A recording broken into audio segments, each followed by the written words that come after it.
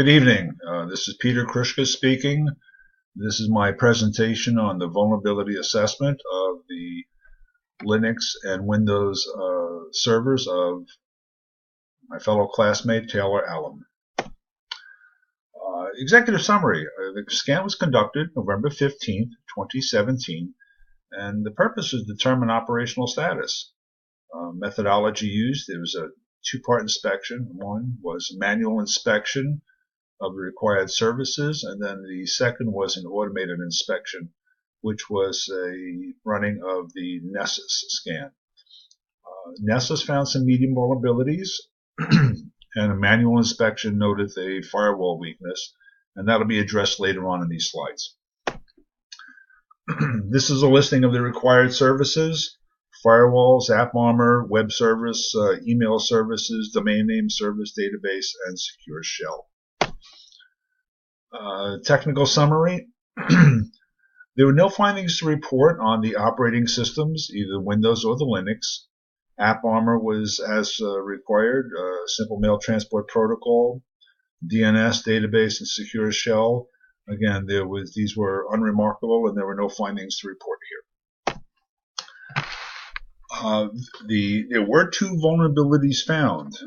Nessus ID 51992, which is the secure socket layer certificate cannot be trusted, and Nessus ID 57582, again a similar or related vulnerability of the secure socket layer being a self-signed certificate. This impacts the web service and the email services. Recommendation is really quite straightforward, is to purchase a SSL certificate from a trusted third party, have that installed, and this problem will be remediated. The firewall. There were user-defined firewall rules in place on the inbound and forwarding policies and also the outbound policies. However, I did notice that the default outbound policy was set to accept. I do not recommend that. I recommend that the policy be set to drop.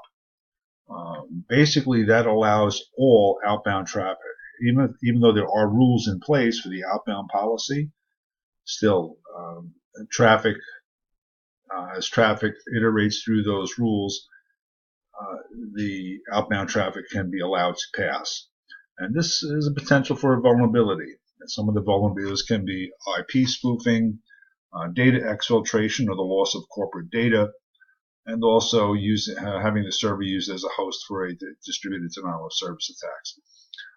Again, here the recommendation is a simple fix.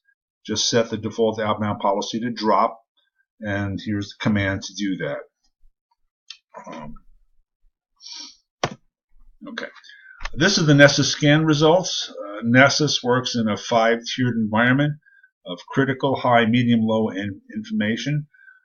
Low and info issues were not addressed in this particular report. So therefore, we see that there were only 10 medium findings on the Linux server and no findings on the Windows server. And 10 really seems to be an exaggeration, because when we really get down into the weeds, again, Nessus ID 51192 about the self-certificate can't be trusted, and 57582 a self-signed certificate.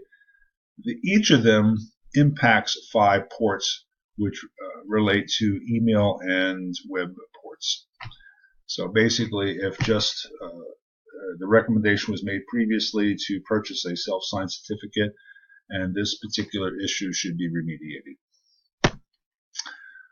This is a verification of the Nmap scan results, verifying that all the services were operational. The ports are open here. This is on the Linux server. And on the Windows server, we see that all the required ports are also open. Here's my verification of the Linux firewall. And once again, if we take a look down towards the bottom of the window or the screenshot, you see the chain output policy is accept. Once again, we recommend that be set to drop. This is a verification of Linux AppArmor. It's installed and operational. 18 profiles are in enforce mode and 37 are in complaint mode. Vulnerability ranking. What Nessus does is Nessus uses the CVSS, or the Common Vulnerability Scoring System, to address issues that are found.